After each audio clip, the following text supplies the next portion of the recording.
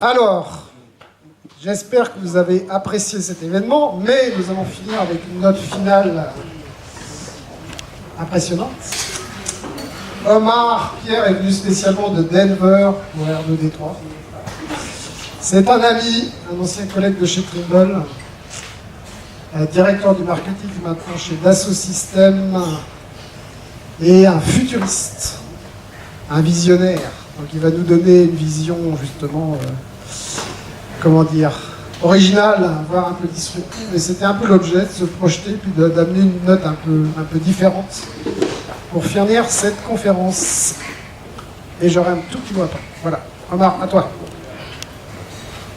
Merci. Ma présentation va être en français, pardon. Ça fait une quinzaine d'années que j'habite au Colorado, donc vous excuserez quelques anglicismes et de temps en temps des mélanges de français et d'anglais. J'espère que ça ira pour tout le monde. I'm sorry in advance, my presentation is going to be all in French, but you may recognize a few words in English because I've been living in the US for the last 15 years, so it's going to be a change there. There's pretty much no text on my picture, so hopefully for the people speaking English, you'll understand a little bit of what I'm talking about. But it's just a nice story and pictures, right? So that's going to work. Alors, tout d'abord, merci François Gilles de m'avoir invité ici pour pouvoir célébrer avec vous ces 20 ans. Et je voudrais vous donner une petite vision sur qu'est-ce que le futur de l'industrie géospatiale pourrait donner dans une vingtaine d'années. Ouais. Donc célébrons les 40 ans de Cadenne dans 20 ans. Donnons-nous rendez-vous ici. Et je vais prendre un exemple. Quand on parle de la 3D, je vais parler du futur du transport et comment on pourrait imaginer les futurs du transport. Pour comprendre ça, on va y arriver. Il est là le bas. Ah, c'est pour ça que ça ne marchait pas. Attends, je vais la mettre vers le haut. Voilà. Hop. Pour comprendre ça, il faut comprendre les données macroéconomiques. D'ici à peu près 2030, on sera 8,5 milliards d'individus sur Terre. Et on a des projections qui vont être très très longues où ça va aller. Mais ce qu'il faut comprendre, c'est où vivent ces gens. Et pour ça, il y a de plus en plus de mégalopoles qui se développent. Et donc là, ce sont des données qui sont données par le World Urbanization Project, qui en fait, en 2014, a donné sa dernière estimation de 2015 à 2030. Quelles seraient les mégacities? Donc il y a de plus en plus de populations qui vivent dans des grandes villes. De toute façon, on le ressent bien, même ici en France, quand on voit les gens qui bougent de la campagne aux grandes villes, ça a été des grandes mutations qui se sont faites, et ce sont des choses qui sont en train de se faire partout dans le monde. Donc, comme ça, on comprend la dynamique qu'il faut avoir sur le long terme. Donc maintenant, revenons à une plus petite échelle, c'est-à-dire que quand on veut comprendre le transport, qu'est-ce qui se passe quand on habite en ville, d'accord ? Quand on habite en centre-ville, c'est facile.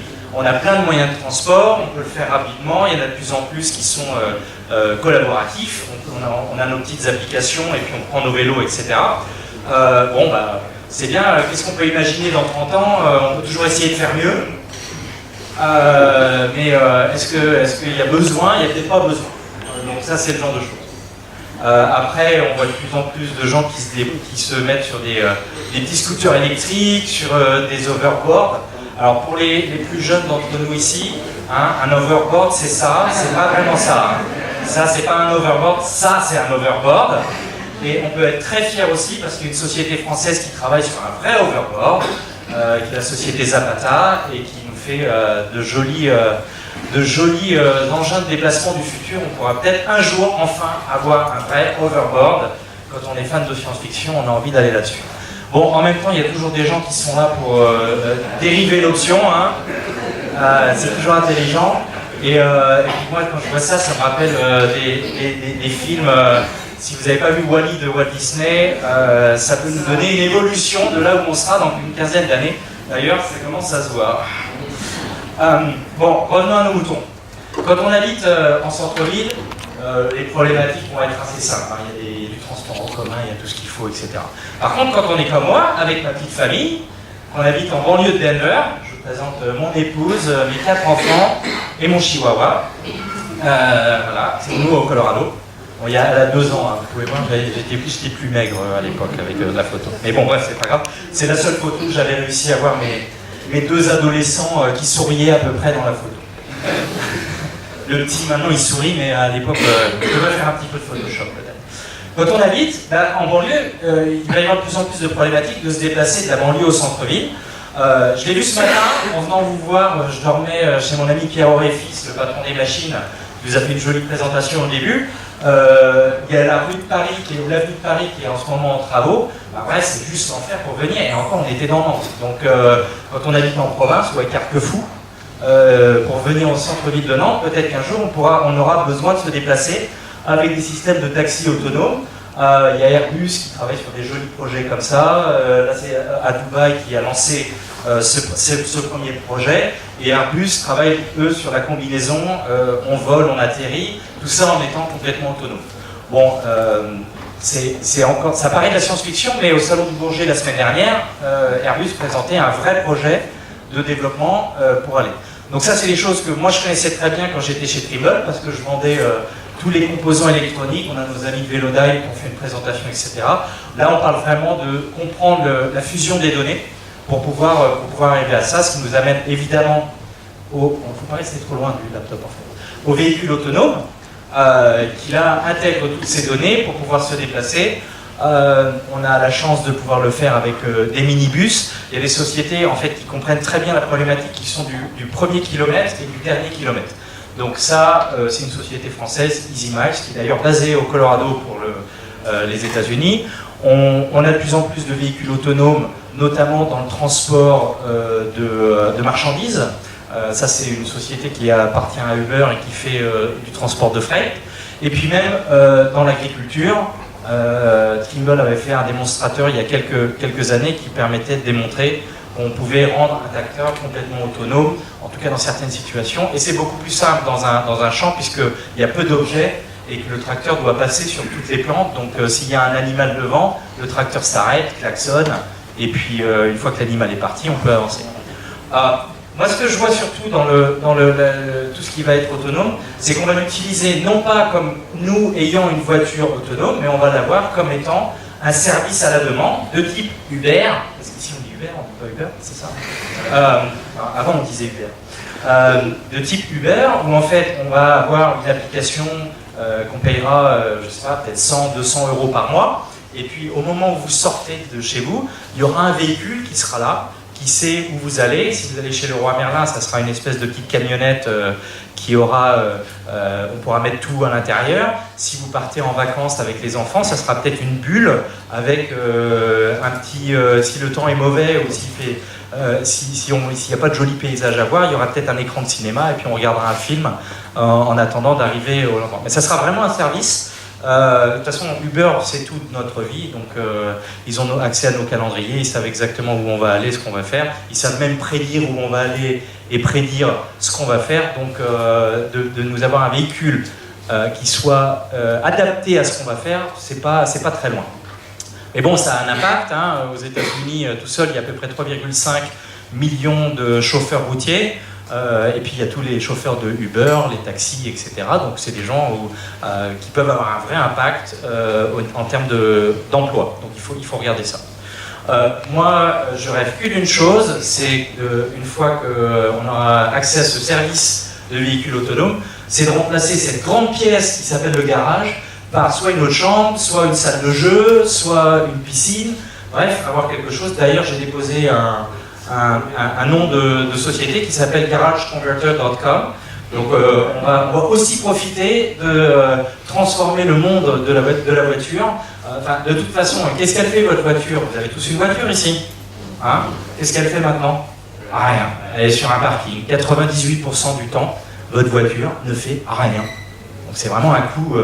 Et l'espace, quand on voit le prix de l'immobilier ici à Nantes aujourd'hui, 30 mètres carrés de plus, c'est agréable dans une maison. En parlant de voitures autonomes, on parle de plus en plus de voitures imprimées en 3D. Quand on parle d'impression 3D, on peut faire plein de choses en impression 3D. Hein.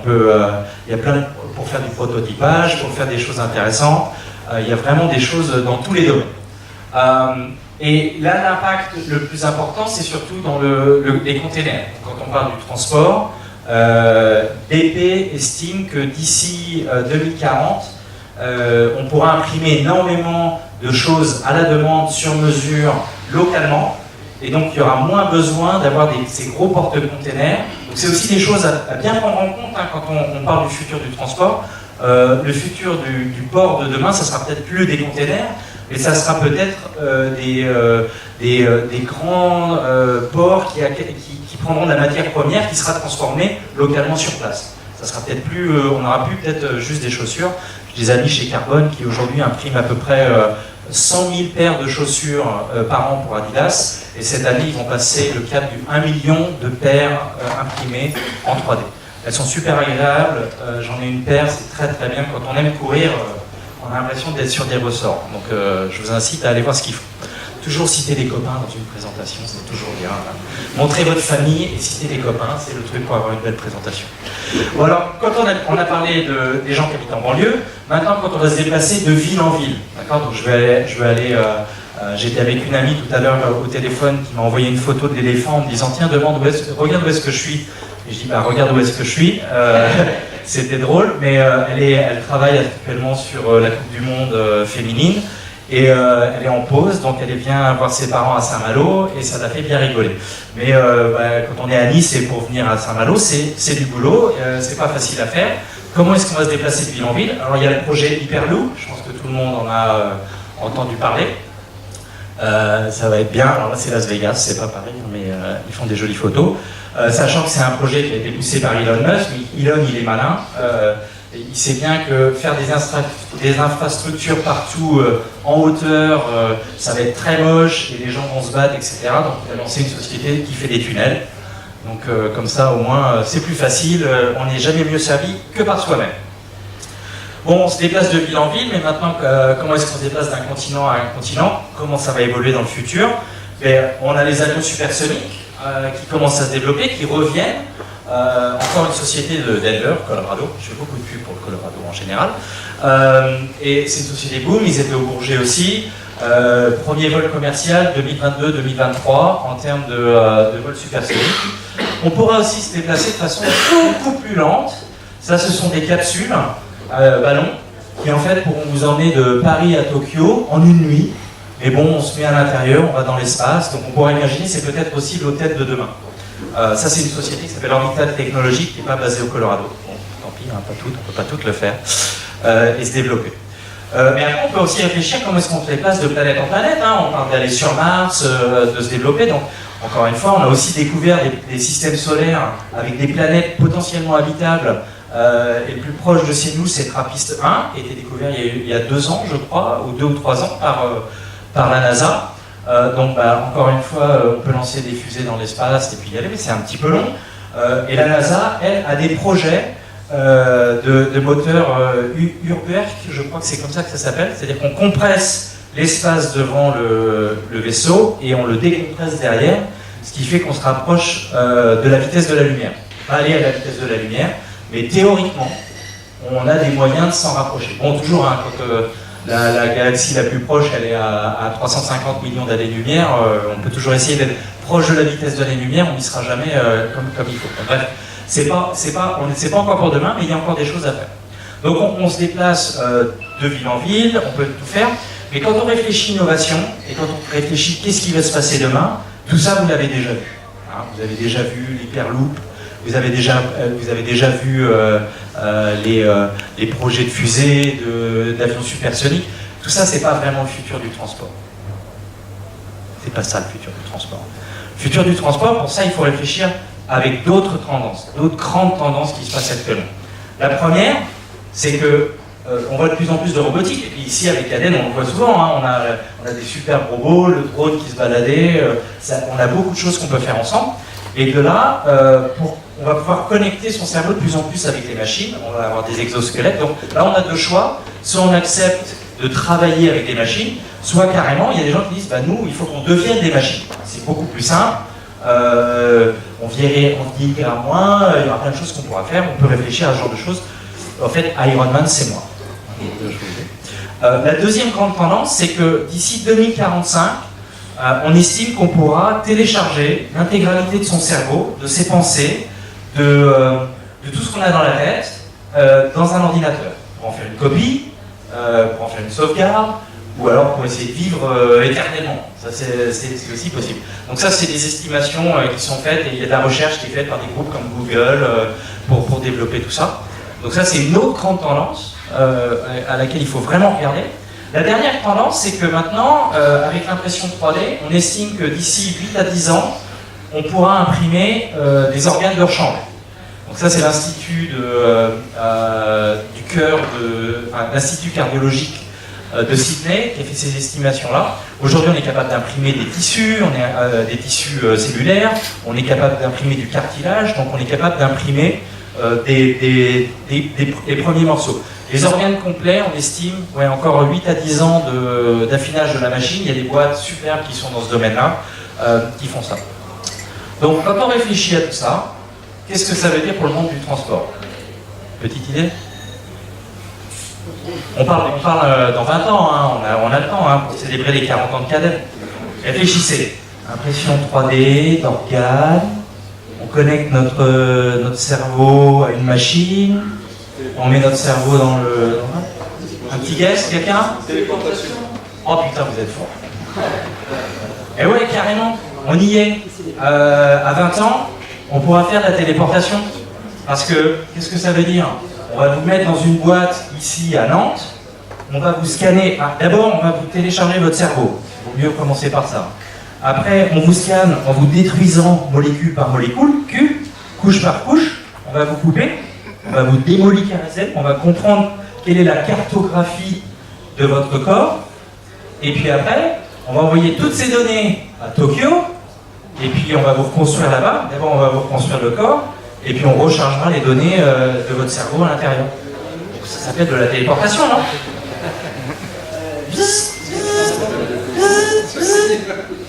Ça a quelques avantages. C'est qu'on utilise moins de carburant fossile. On n'a plus besoin de gasoil pour se déplacer. On n'a plus besoin de kérosène pour mettre dans les avions. C'est aussi le futur de... comment est-ce qu'on dit en français, le healthcare? Et le médical.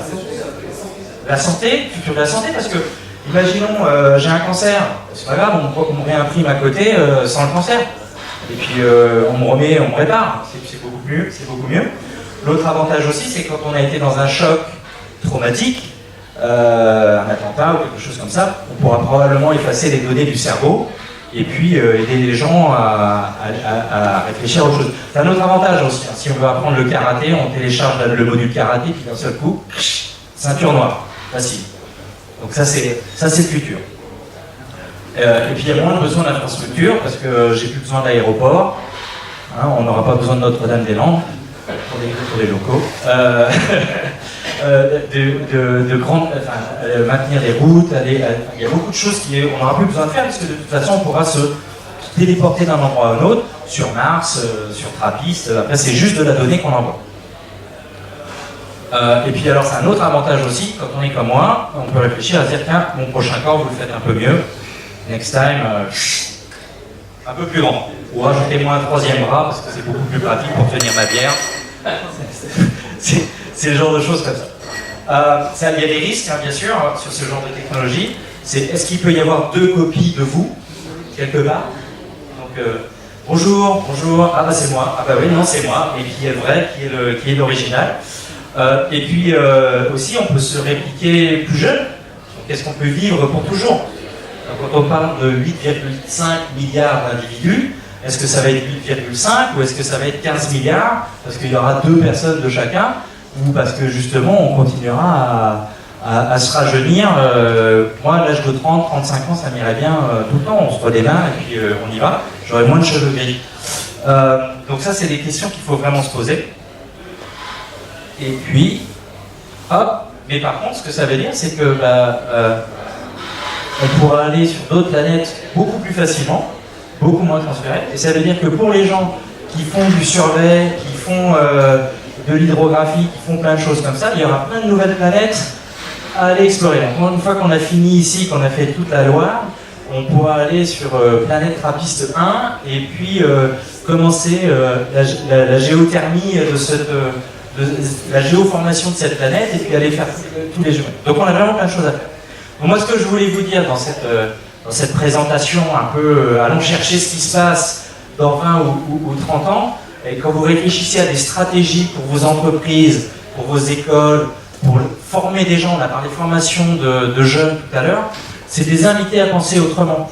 Quand je vous parle d'Hyperloop, de ce genre de choses, tout le monde sait ça, c'est dans la presse. Quand c'est dans la presse, c'est déjà plus une innovation. C'est marrant, on a fait les choses, mais ça ne veut pas dire que ça va être le véritable impact sur votre business. Donc réfléchissez bien à quelles sont les grandes problématiques, quelles sont les grandes tendances vraiment disruptives qu'on va pouvoir voir sur le marché. Et puis, pour vous, ne réfléchissez pas.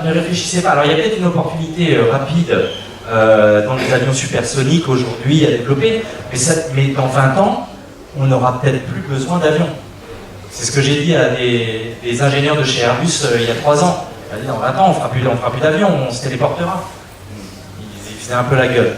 Mais, voilà. Donc réfléchissez à ce genre de choses, et puis de toute façon pour vous, le mapping, la cartographie, ce sont des choses qu'on va toujours avoir besoin, c'est la base de tout développement. D'ailleurs, s'il y en a qui veulent commencer à se mettre à la cartographie 3D des molécules de quelqu'un pour pouvoir le téléporter ailleurs, moi je suis investisseur, je suis prêt à venir avec vous dans votre start-up.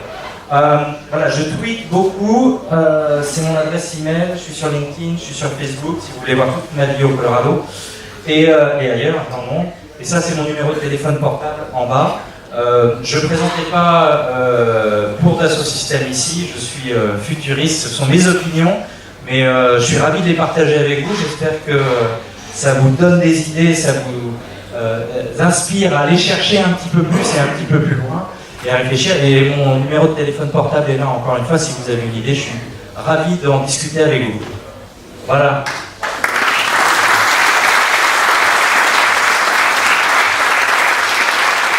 Allez, on a le temps pour une question. Une question, un commentaire. Waouh! Juste un commentaire, vous êtes fan de Retour vers le futur. Dans les années 80, on pensait qu'en 2015, on avait une voiture volante, on est quand même encore très loin. Donc, bon, la téléportation dans 20-30 ans. Ouais, on a les drones volants sont prêts. Ce sont des questions plutôt de loi aujourd'hui en termes de. Mais on est capable de transporter de façon complètement autonome quelqu'un dans les airs avec ces drones. Alors ça a moins la forme d'une voiture, mais aujourd'hui on y est, on a juste 15 ans de retard par rapport à... On est toujours dans les années 2000, hein.